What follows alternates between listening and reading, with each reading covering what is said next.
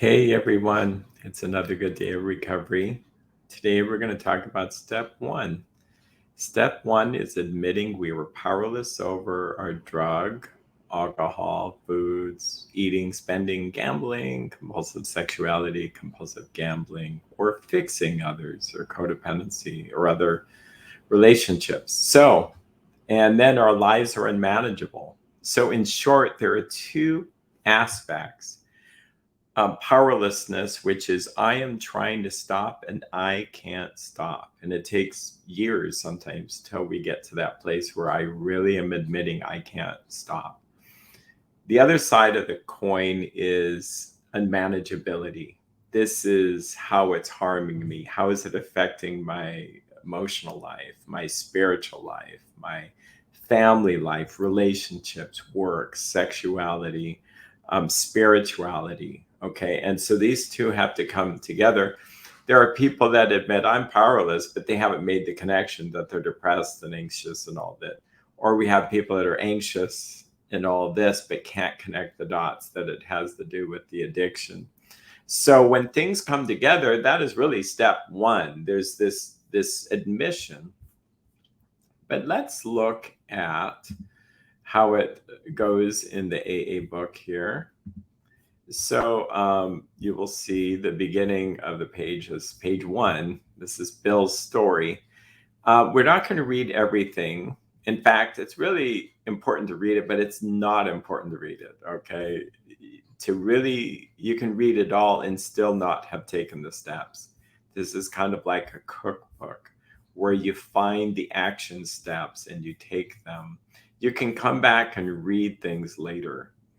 But we're going to just sift out the things that have to do with step one. So there's a lot of pre-step one. This is like before a person admits powerless. So anything in an ugly color here, some people might like this, but more the uglier is all the problem.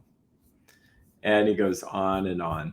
And I'll read just a few. Nevertheless, I still thought I could control the situation. How many of us find ourselves, whether we're in addiction or codependency, we think we can control it? And there were periods of sobriety. Sure, there are. That's part of the deception. We think that we're making progress, but it's really like pushing, like for a codependent, we're pushing on a balloon thinking we're actually going to make an impression, and we take our hand away and it's like it just leaves. Gradually, things got worse. Yep, that's about right. Addictions, and I'll put on my little expert hat here. If an addiction is going just straight down, it often causes the person to wake up and get better faster. The danger is when things are so gradually getting worse, the person can't see it. Woke up, this had to be stopped. I saw I could not take as much as one drink. I was through forever. Shortly afterward, I came home drunk. Renewing my resolve, I tried again. Now I had what it takes. Then he walks into a cafe to telephone, and then he's beating his hand on the bar. Why did I let this happen? The remorse, horror, and hopelessness of the next morning are unforgettable. Strangely enough, they are forgettable. This is this forgetting disease. We'll go through a really bad time with overeating. We go to the doctor's office. We feel sick. The numbers are not what they should be, or there's people that needed an operation, but they can't get the operation because they have excess weight. Or let's take the sexaholic who feels so much remorse, they can't even begin to share the problems that they've had. They can't share with their spouse. And or the drug and alcohol or compulsive spending where there's so much debt, it's just weighing on their shoulders.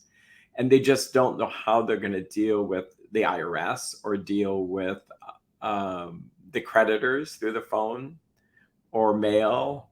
They just can't. And it says the courage to do battle was not there. My brain raced uncontrollably, and there was a terrible sense of impending calamity. Yep. My writhing nerves. Yeah. Then he's talking about the stock market here.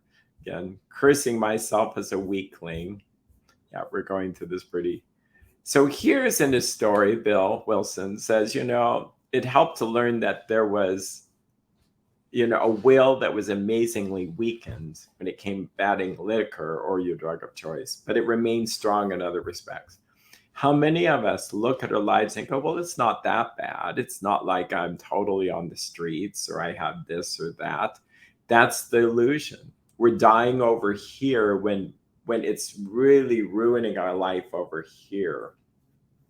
We just don't know it. There's kind of this strong facade. So he gets knowledge. And surely this was the answer, self-knowledge. Yeah, self-knowledge is not helpful here. I do like some of the writing here. It says, but it was not for that frightful day came when I drank once more. The curve of my declining moral and bodily health fell off like a ski jump. After a time, I returned to the hospital. You would think it would stop. No, that's not how this works. Someone said that alcoholics don't have too weak a will, they have too strong a will. And I identify with that. That's the problem. We think we can fix this, okay? Step one is no, I can't fix this. I'm out of any options. I'm at the end of myself. I could say the end of my rope, but the reality is it's the end of Erik. There's no more I can do about this. It was a devastating blow to my pride. I, who had thought so well of myself and my abilities and my capacity to surmount obstacles, was cornered at last. So that's where I'm not trying to put down treatment centers or counseling and helpful programs. The problem is it's not really anything more, if you look at it, is self-will, trying harder to stop. Okay. This is my experience, is if I get out of the way and I admit I am powerless over alcohol or whatever the drug, food, spending, sex, addiction, codependency, gambling, fixing others, spying on people, trying to make them sober, okay, to make them stop. I'm going to be in trouble. I need to really be at that place where in my surrender, where in my end of myself, which can be very uncomfortable feeling wise, but that's the beginning of surrender, letting go of control. No words can tell of the loneliness and despair I found in that bitter morass of self-pity. How many of us have had self-pity? Yeah, self-pity is just, we're going to learn later, is more selfishness. Self, and more self. Quicksand stretched around me in all directions. I had met my match. I had been overwhelmed. Alcohol, or whatever your drug, was my master. How dark it is before the dawn. In reality, that was the beginning of my last debauch. I was soon to be catapulted into what I like to call the fourth dimension of experience. I was to know happiness, peace, and usefulness in a way of life that is incredibly more wonderful as time passes. I love my job. I get to see people catapulted.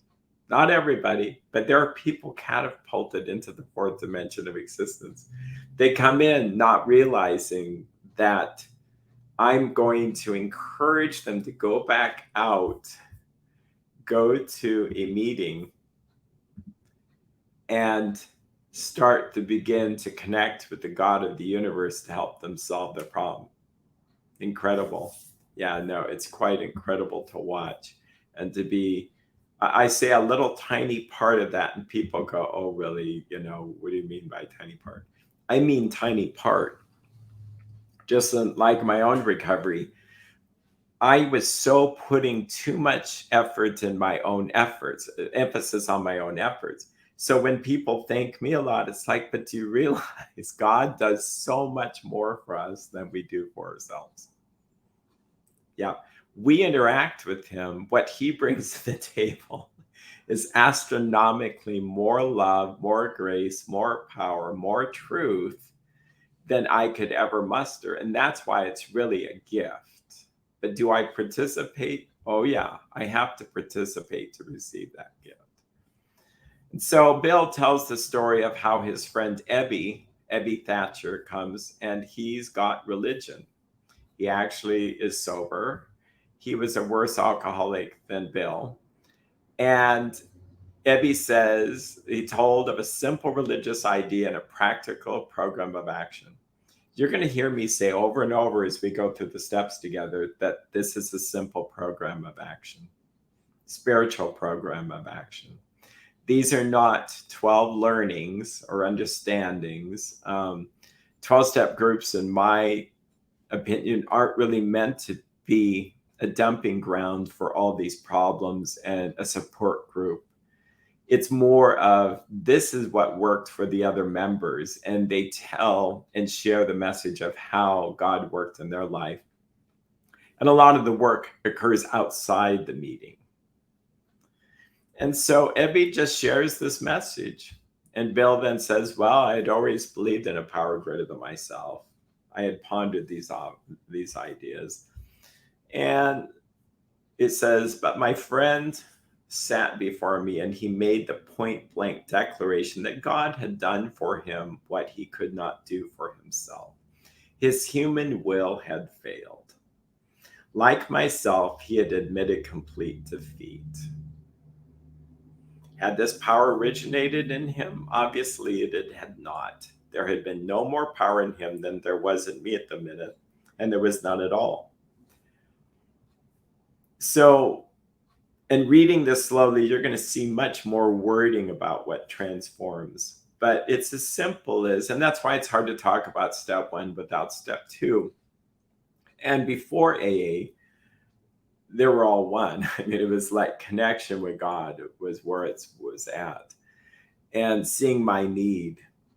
And it says, I saw that my friend was much more inwardly reorganized. He was on a different footing. His roots grasped a new soil. So this is an important passage here. Like inwardly reorganized. And I see people stop alcohol or smoking marijuana or stop having inappropriate sexual things or overeating, but they're not inwardly reorganized. And they got this. And it's like, yeah, I'm not sure about that. I try to keep an open mind and I just wait for something to not work. And then maybe they're more open to looking at a program of recovery. So program of recovery is a total different footing. And the footing is not rooted in me, but rooted in God. No more Erik's power. It's God's power, God's direction, God's guidance instead of me guiding my own life, trying to fix myself. So this is truly not self-help in the slightest. This is really God helping us. And here we'll see step 2, which we'll bypass a little bit. And we'll see step 3. Well, let's go through this. You'll see this succinct way the steps all really work together. To be honest, really, 4 steps is really where it's at. Some have suggested that Dr. Bob never really used the word steps. The Oxford groups had talked about complete surrender to God, sharing, which was confession of one's faults and sins to one another. They took that from a Bible verse in James where it says, confess your sins or faults one to another that you may be healed. And then making restitution or amends. And then daily connection with God and guidance, they called it. So in step here it says, it was only a matter of being willing to believe in a power greater than myself. Nothing more was required of me to make my beginning. Upon a foundation of complete willingness, I might build what I saw in my friend. Would I have it? Of course I would. Thus was I convinced that God is concerned with us humans when we want him enough. At long last I saw, I felt, I believed. Scales of pride and prejudice fell from my eyes. A new world came into view. Yes, this is what 12 steps can do, is we see things really differently. Our prejudice towards God, ourselves, and others begin to fall from our eyes. Here's Bill talking on page 13. There I humbly offered myself to God as I then understood him to do with me as he would. That sounds like step 3. I placed myself unreservedly under his care and direction. I admitted for the first time that of myself I was nothing, that without him I was lost. That sounds like steps 1, 2. I ruthlessly faced my sins and became willing to have my newfound friend take them away root and branch.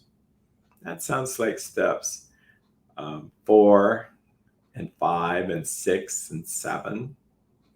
I have not had a drink since. My schoolmate, meaning Ebby Thatcher, visited me, and I fully acquainted him with my problems and deficiencies. That sounds like step 5. We made a list of people I'd hurt or toward whom I felt resentment. I expressed my entire willingness to approach these individuals, admitting my wrong. Never was I to be critical of them. I was to write all such matters to the utmost of my ability. That is step 8 and 9 for sure. And 4, I was to test my thinking by a new God consciousness within. I would just say, God helps me think better. Common sense would thus become uncommon sense. I was to sit quietly when in doubt, asking only for direction and strength to meet my problems as he would have me. Never was I to pray for myself, except as my request bore on my usefulness to others, then only might I expect to receive. That's step 11. It's basically prayer to solve our problems. It says, but that would be in good measure when we do this. My friend promised that when these things were done, I would enter upon a new relationship with my Creator, that I would have the elements of a way of life which answered all my problems. Belief in the power of God, plus enough willingness, honesty, and humility to establish and maintain the new order of things were the essential requirements. So willingness, we can do a whole video on this. Willingness is this: I now realize I can't trust my willpower. I can't trust myself. And I'm not talking about times when one could trust their own gut reaction in dangerous situations, but I'm talking about trust myself to fix my life, and I have to let go of willpower. Honesty, this is this truth that only God can shine his light in my life so that I can really see myself as I really am. If I can't see myself, I'm in trouble. A great saint in the old and early Christianity, Saint Isaac the Syrian, said, "It's greater that a man can see himself than a person who can raise the dead." And this is true. If I can see myself, I can be healed. If I don't want to see myself, I want to live in denial, then I can't be healed. Humility. This is me seeing myself in my proper perspective, that I am human. The word human and humility relate. Humus meaning earth, dust, sand. That's where at the end of the day I end up, that I'm just animated dust. I've been dust that's been made alive in the image of God and by his power. So when I try to be God, I'm in trouble. This is a not God program. In the early days of AA, they had this phrase, "We're not God." And it's very simple. And when you realize, wow, a lot of my problems are I'm trying to be God. I'm trying to know everything, do everything, give a bunch of advice to people, be everywhere at once. Yeah, that's all. God doesn't give advice, but he gives direction to those that seek it. But I have to be a human being. So belief in the power of God, plus enough willingness, honesty, and humility to establish and maintain the new order of things were the essential requirements. Simple, but not easy. A price had to be paid. It meant destruction of self-centeredness. I must turn in all things to the Father of light who presides over us all. These were revolutionary and drastic proposals, but the moment I fully accepted them, the effect was electric. There was a sense of victory, followed by such a peace and serenity as I had never known. There was utter confidence. I felt lifted up as though a great clean wind of a mountain top blew through and through. God comes to most men gradually, but his impact on me was sudden and profound. So, great story there. Bill talks about helping others, which is important. He talks about how things came back. And he was not too well at the time, plagued by waves of self-pity and resentment. And again, the program might not have been so developed enough for him to know what to do. Step 10 helps with that. Carrying the message to others. It says, this sometimes nearly drove me back to drink. But as soon as I found that when all other measures failed, work with another alcoholic would save the day. This is apparently true. Whether you have sex addiction, compulsive gambling, spending, overeating, codependency, it seems that a conversation with someone who has the similar problem seems to help, especially when they're in a solution mode, working towards God's grace there. It says two are better than one, where if one falls, the other one's there to lift them up. Just being with another member in the program promotes humility. This is not a save yourself by yourself kind of program. Yeah. In fact, I see something I might read. Many times I have gone to my old hospital in despair. On talking to a man there, I would be amazingly lifted up and set on my feet. It is designed for living that works in rough going. There's something strange about helping someone that takes us out of ourselves. And it talks about the fellowship. So there we go. So nearly all have recovered. This is chapter 2. They have solved their drink problem. You're going to see people in meetings, and I'm just describing things, is they use words like I'm recovering or I'm in recovery. And not to be too nitpicky with words, but you won't hear them say recovered, because there's this sense that people keep slipping in meetings. And in the earlier days, they didn't have many slips, not like we have today. Why do we have them today? People don't know to do the steps in a certain rhythm, in a certain speed, a certain tempo. They drag it out, they go slow and slower. There are people 4 and 5 years in the program and not even past step 4, or they've not done all their amends, so they don't really know how to do a 10th and 11th step. I'm a fan of teaching people how to get through the steps. That's why we're doing this right now. All this is good reading, but we're going to get to some important parts here. The fact is that most alcoholics, for reasons yet obscure, have lost the power of choice in drink. Our so-called willpower becomes practically non-existent. We are unable at certain times to bring into our consciousness with sufficient force the memory of the suffering and humiliation of even a week or a month ago. We are without defense against the first drink. So this is important to realize, that when we are admitting powerlessness, and I'll use my prop here, that this is alcohol, by the way. And so it does represent something that's, it's wood alcohol, obviously. But this, I can't even have a drop of it. I can't have a little taste, a little whiff, a little sniff, just not going to work. If I decide, no, it's not really that harmful to me, and I can do just a little bit's okay, then I just basically undid step one. I'm not admitting this is powerless, I'm powerless, and I'm really not admitting this is harmful to me. So I actually have to keep this in the forefront of my mind.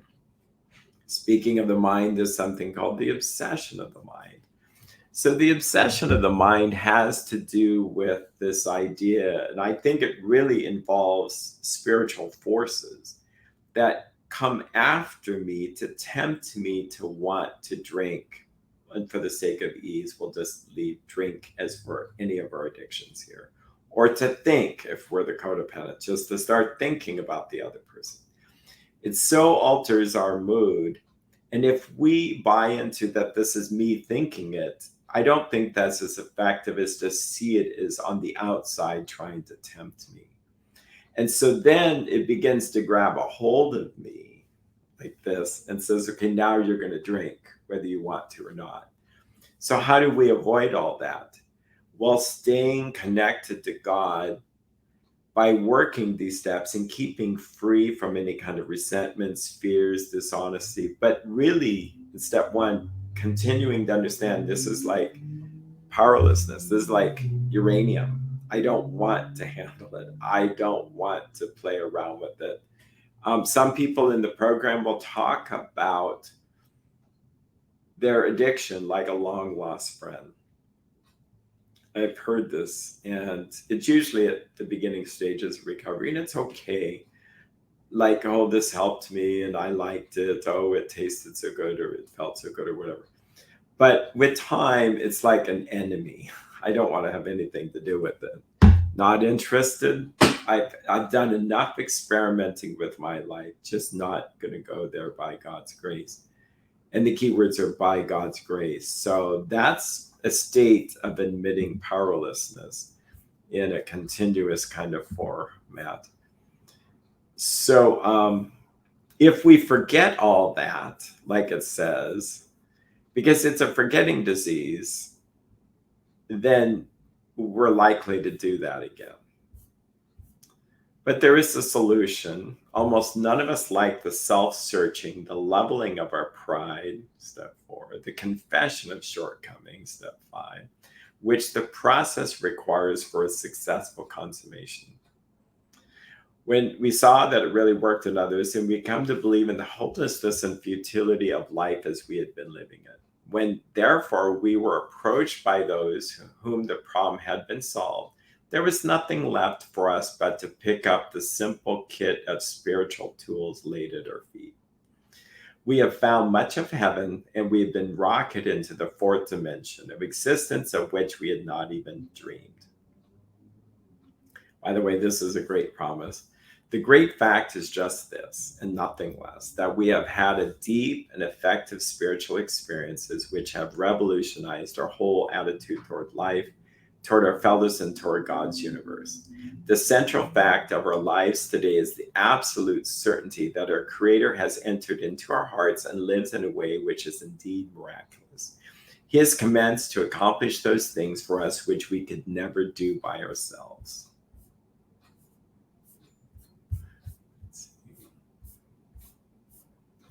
We're going to get to an important question here. Well, more about it. Further on, clear-cut directions are given showing how we recovered. Each individual in the personal stories describes in his own language and from his own point of view the way he established his relationship with God. And we're going to get to what we call the first step question. Therefore, this is more about alcoholism, chapter 3, which is page 30. Therefore, it is not surprising that our drinking or addiction careers have been characterized by countless vain attempts to prove we could drink or eat or have sex or spend or gamble or give advice like other people. The idea that somehow, someday, he will gain control and enjoy his drinking or all these behaviors. It's a great obsession of every abnormal addict. The persistence of this illusion is astonishing. Many pursue it into the gates of insanity or death.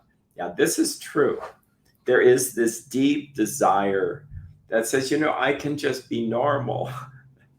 And as long as I've said, no, I'm not normal, this isn't about normalcy. This is about, I'm afflicted with certain sins, in this case, addictions. And I can live a very productive, happy life as long as I stray away from those things by God's grace. So this is the question we ask, and this is what I ask people when I'm working with them in program. It says, we learned that we had to fully concede to our innermost selves that we were alcoholics or compulsive overeaters or compulsive spenders, compulsive under-earners, gamblers, problem gamblers, sexaholics, codependents, Al-Anons, S-Anons, Gamma-Anons, any kind of fixing. And so we concede to our innermost selves. This is our hearts, not our minds, but our hearts, that we're addicts or sinners. This is the first step in recovery. And if today you believe that you can say that in your innermost self, and of course this is the internet, but it's best if done in person with a person not on the internet, but a person right next to you, then you've done step first. This is the first step in recovery. Yeah, so congratulations there. It says, we alcoholics are men and women who have lost the ability to control our behaviors that we're looking at. We know that no real alcoholic ever recovers control. All of us have felt at times we were regaining control, but such intervals, usually brief, were inevitably followed by still less control, which led in time to pitiful and incomprehensible demoralization. We're convinced to a man that alcoholics of our type are in the grip of a progressive illness. Over any considerable period, we get worse, never better. We are like men who have lost their legs. They never grow new ones. Okay. So it seems like we're ending on a not so happy note, but that's okay, because I'll be seeing you in step 2, which is our solution. A little preview of step 2, it says, we came to believe that a power greater than ourselves will restore us to sanity. They say there's like 3 little parts in that. We came to believe. We came to meetings. We came to a counselor's office. We came to the literature. We start to come to, and we go, oh my gosh, I'm seeing more of myself, more of this disease than I ever thought. They say, don't stop there. Go from coming to coming to believe that a loving God will restore you to sanity. You take care and have a great day.